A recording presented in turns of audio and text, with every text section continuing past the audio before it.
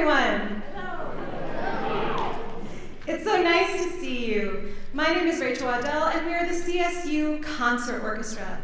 We're so excited to have you with us this evening. As you can probably tell, we love collaborations, and we love doing exciting things. And speaking of exciting things, Colorado is turning 150 next year.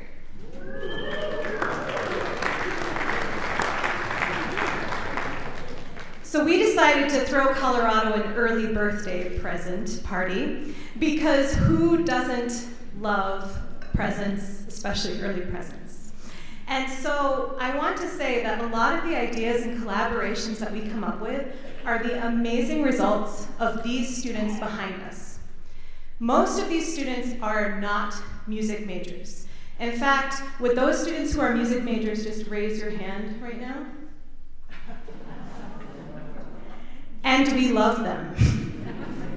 But the converse means that the rest of them come from a variety of disciplines throughout our university, and they help to make our orchestra and our organization stronger. And so their idea was, is there some way that we can collaborate with English and bring and unite the threads of literature and music together? And so working together and working with Dr. Fulford in English and her wonderful students, we were able to come up with this idea of doing a concert of all Colorado composers, except for the Greek. He was not a Coloradan. But the rest of them are, and we paired each with a brand new premiere of a poem, as well as a premiere of a string orchestra work this evening as well. So you're seeing a lot of firsts. So without further ado, please join me in welcoming the poet who wrote the piece inspired by our first composition, the Grieg Holberg Suite, which is also based on recognizing a poet and literature. Please join me in welcoming Rand Barcelo.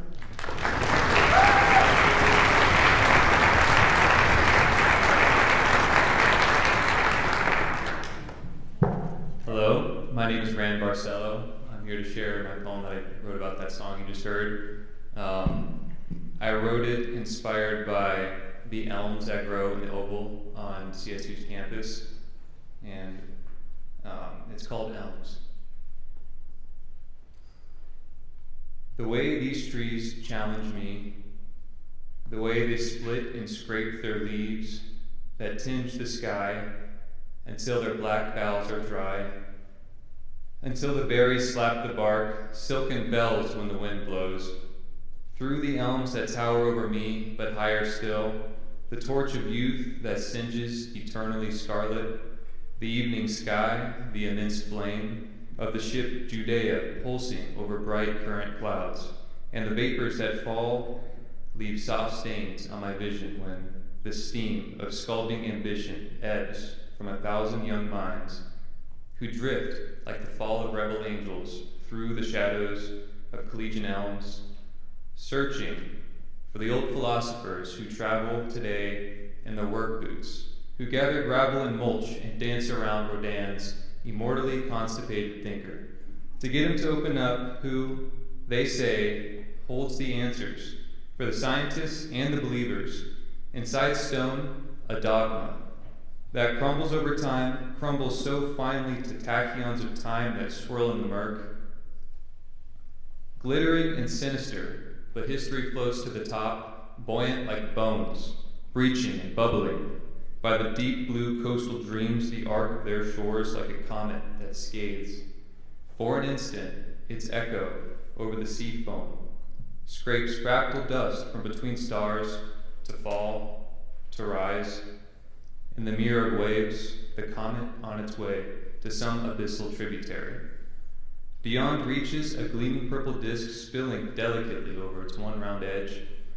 Over stars, when a thought, a comet, caresses the constellations into vibrato rhythm spills, fills a space to consider the conductor, or the persistence of insects crawling on my pant leg, to infinitely speculate under the glow of huge American elms that encourage my pursuit with a place to sit. Thank you.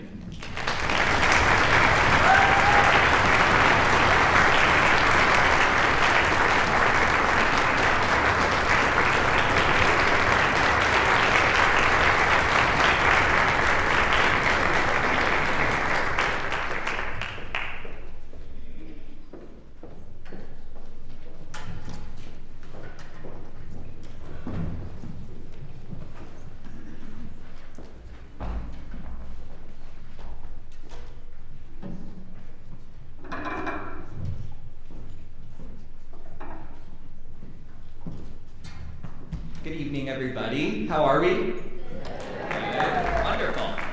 So, before you listen to our next piece, Spirit of Colorado by Susan H. Day, we're going to invite,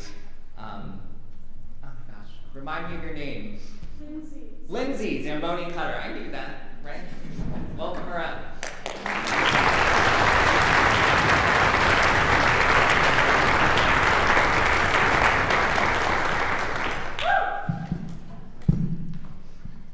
Hello, everybody. I'm Lindsay Zamboni Cutter, and I wrote this poem inspired by the song The Spirit of Colorado and my love of the Colorado Mountains. Ascent.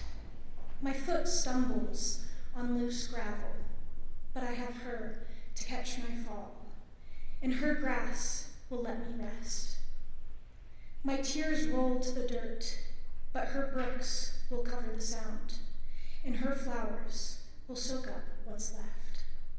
I stand, using her boulders to help me. I walk further up, ignoring the pain, because she will be my aid. Evergreen trees will turn from big to smaller, replaced by the golden glow of glacier lilies. The piercing bugles of majestic elk grow further in the distance, replaced by the chirps of yellow-bellied marmots. The air gets crisper and crisper, the fresh air of my mountain home.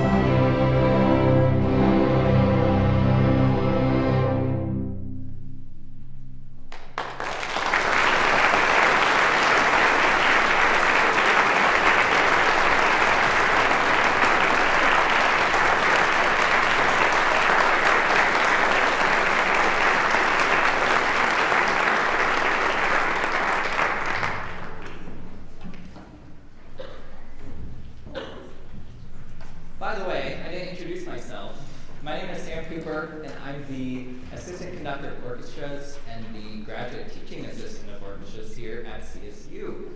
Can we give another round of applause? Lindsay, I said your name like 5 times before I walked into the mic, and I'm like, I forgot what it is. So thank you for being so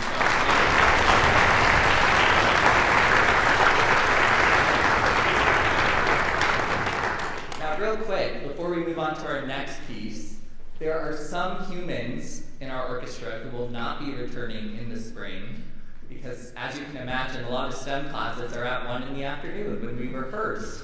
So if you are, can you stand if you are not returning to the concert orchestra in the spring so we can recognize you now?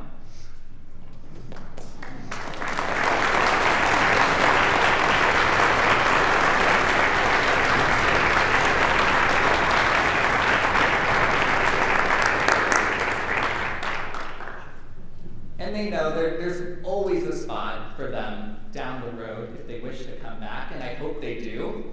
And for any of you, our community members who know how to play an instrument, or it's been years and years and years, we'd love to have you join us. Either in the spring, next year, in 10 years, we're always here to welcome you. So, I'm going to invite Dr. Riddell back on stage.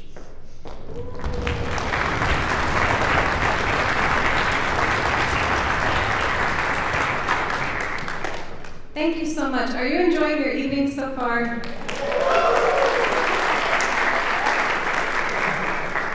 I have the great privilege of recognizing 2 amazing humans from the stage. One of them I want to acknowledge and talk a little bit about the composition call that we put out. So in the beginning of the semester, we put out a call for our composition students if they wanted to submit a string orchestra work.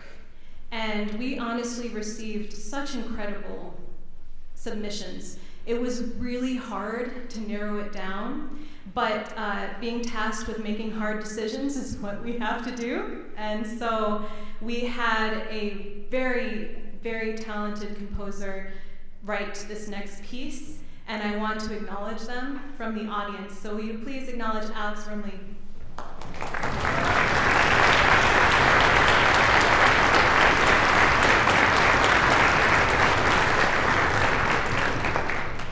And so I believe, correct me if I'm wrong, Alex, this is the first time this piece is being performed. Yep. So you're hearing something, this is why live performance is so incredible. You get to take away something today, in addition to the 5 premieres of these poems, of a premiere of this work that you're being able to hear. And also, we get to have a poem inspired by this work. So please join me in welcoming Maddie Toner.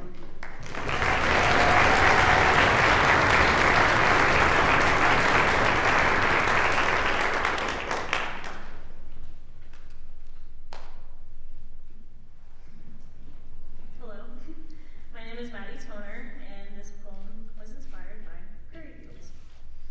It's called False Hope. You took me to a field, played and ran with me through the tall grass and rolled hills. We laughed and smiled, spun around each other faster and faster. I tried reaching for you. My hand grazed yours, but you pulled away. The tall grass around us began to grow brown and brittle. The hills we ran through became boring and flat. I spun one last time. You were not there. Red rivers flowed past me down my arms, legs, wrists. I looked around again, and you weren't there. Sitting in the field, I was looking for a false hope. Flowing through the rivers, I grasped at tree trunks, hoping you would get me out of this funk. You never found me. Rivers were red, grass was dead. The field withered away beneath me. I tried to cope with this false hope. I am lost. Nothing in the field but stains and pain. I died in the field you left me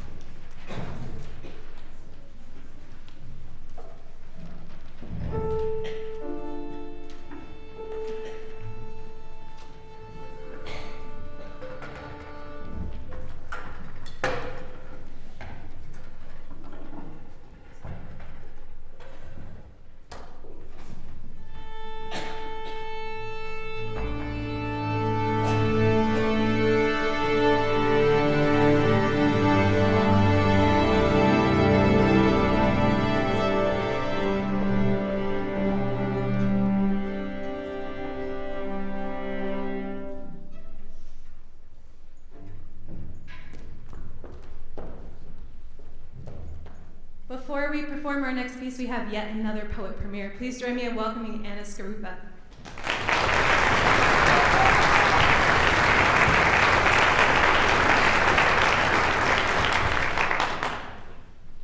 Hello, I'm Anna Skarupa, and as mentioned, I have a poem for you, and this is based / inspired by the song When We Arrive by Kevin Polking.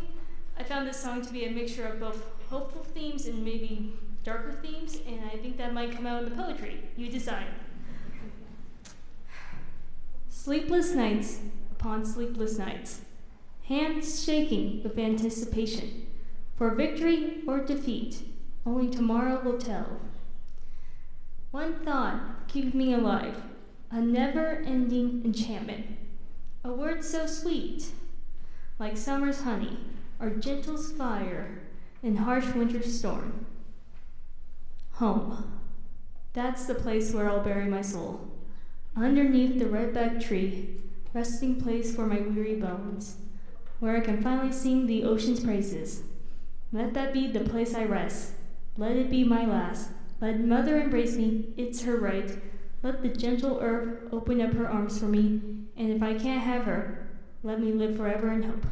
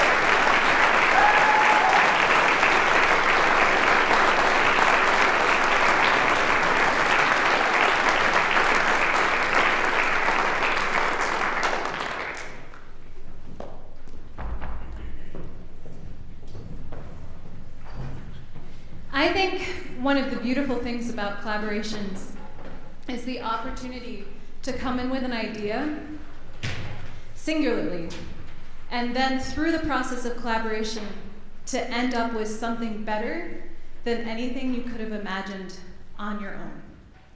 And so I would be amiss if I didn't recognize my colleague who helped me to put all of this together.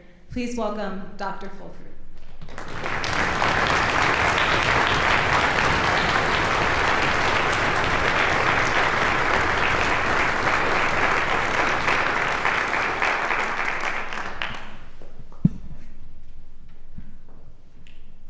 Thank you so much, Dr. Waddell and Orchestra.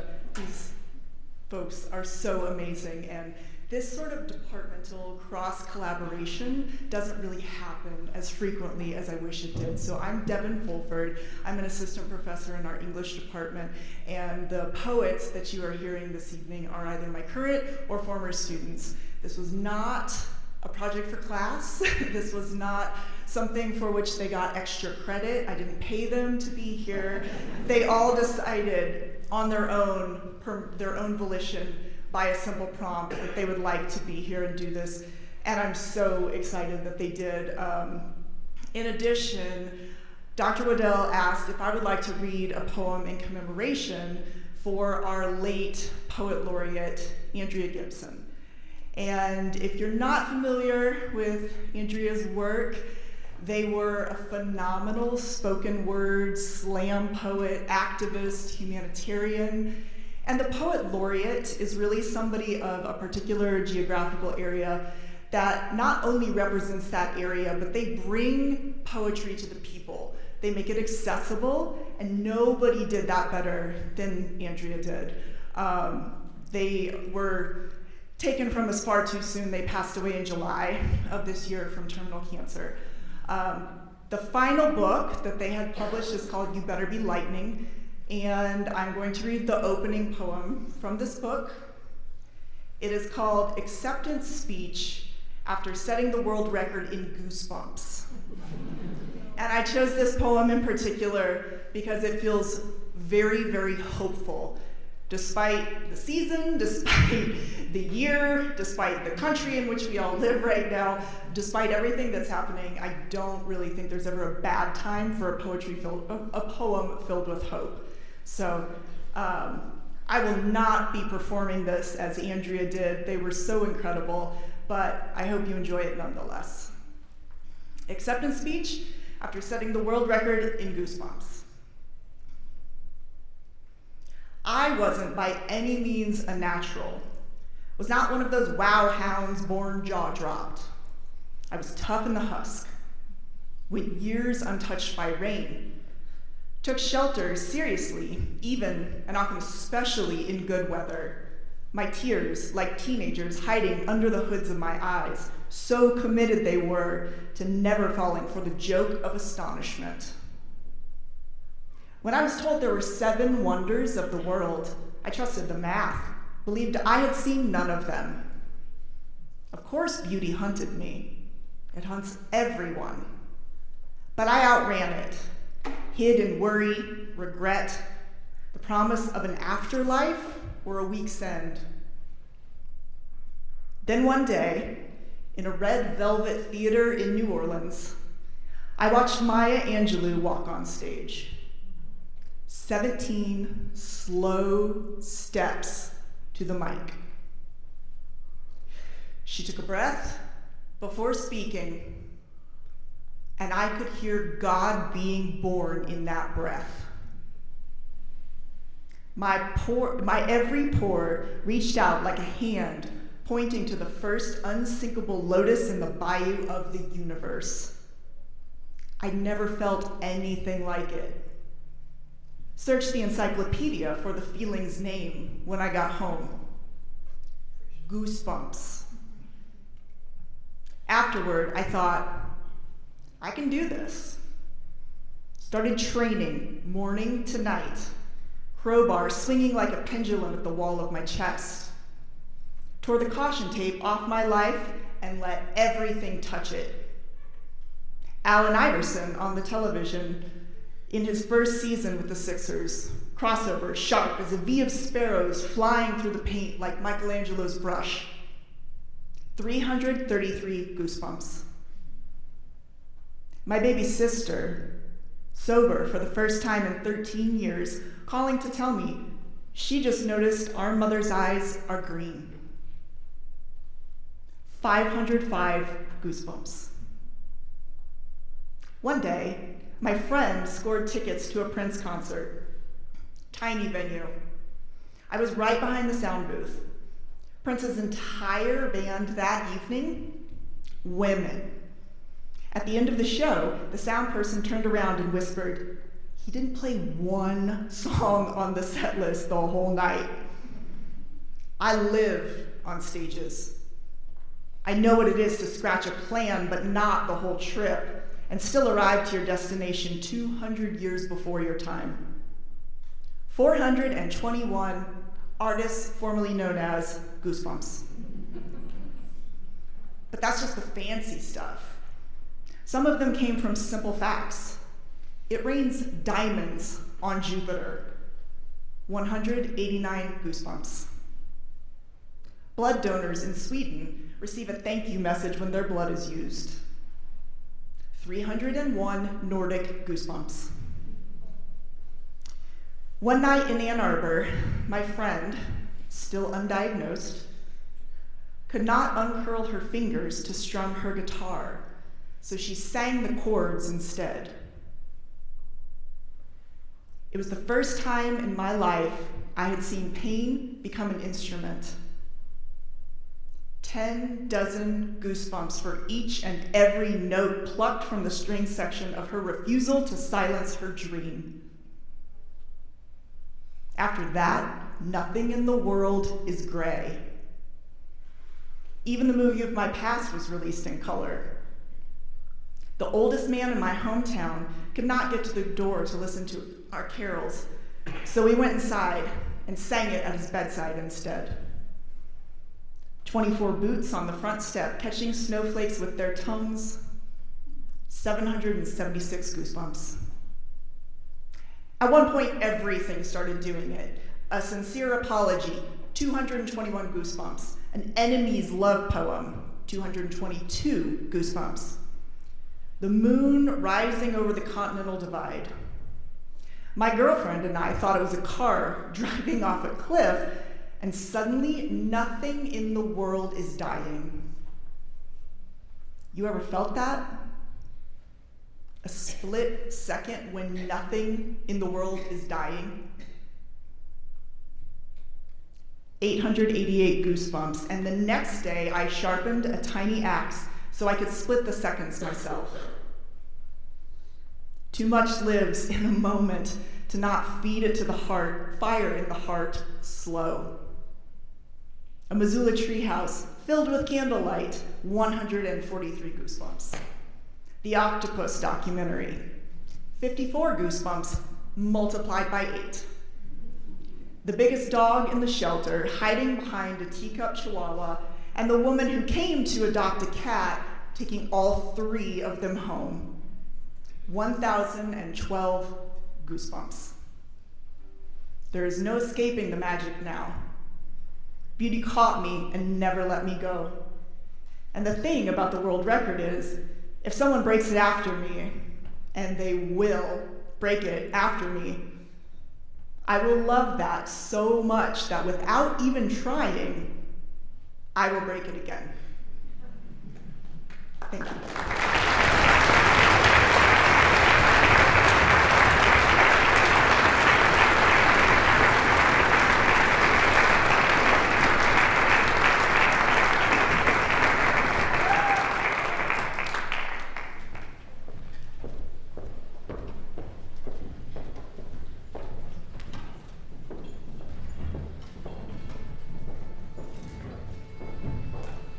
Hello again. I'm very curious to see how many of you in the audience are performers of any kind. Please raise your hand if you perform. So you know how scary it is, right, to get up on stage in front of hundreds of people and perform your art, and the vulnerability it takes to do that. So can we have another round of applause for our poets who have been so brave?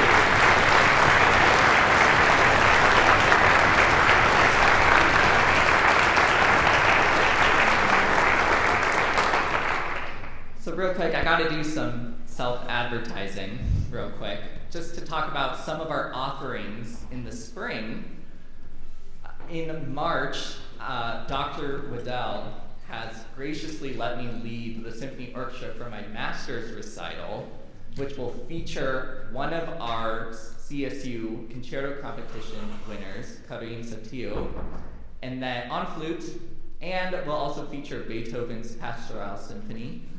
Then in the spring, also the Symphony Orchestra will be doing an opera gala, so featuring solos, arias, overtures, everything opera. Then for this group, very exciting, in February, we'll be collaborating again with the CSU University Chorus. Has the choirs, have they collaborated with the orchestra since you've been here, Dr. Waddell?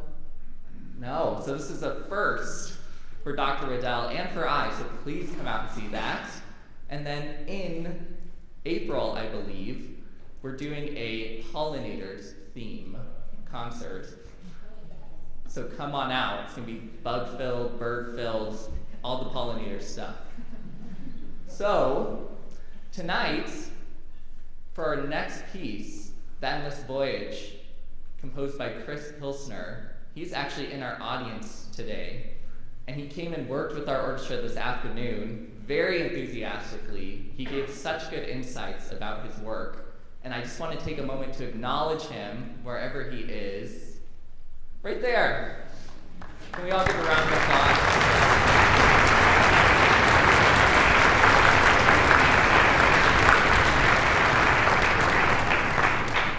And our final poet of the night, last but not least, Keegan Casey.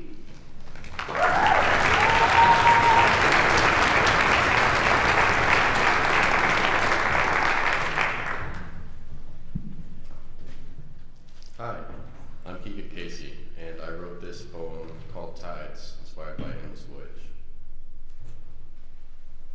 Coasting, frothy azure, molten glimmer, you were a stone under the falls. Furrowed brow, rocky fingers, endure, enduring. You will be a grain of sand falling through my contemplative fingers. On a burning beach, I blink. You erode over millennia, ocean ebbing and flowing, of tides, of rivers, of streams, of droplets. You are a ripple. You are a ripple. Thank you.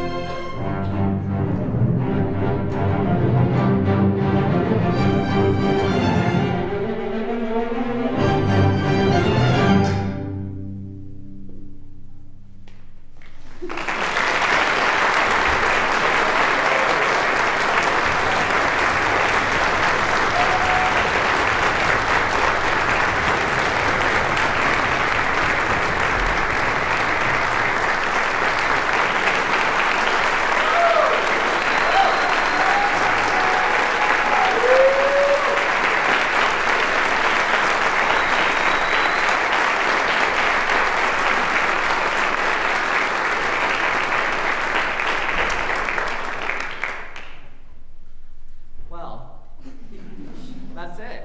We don't have any more for you. Can we have the poets come up on stage, and also our Alex, come on up. And then Chris, get on up here. And could we give them a round of applause?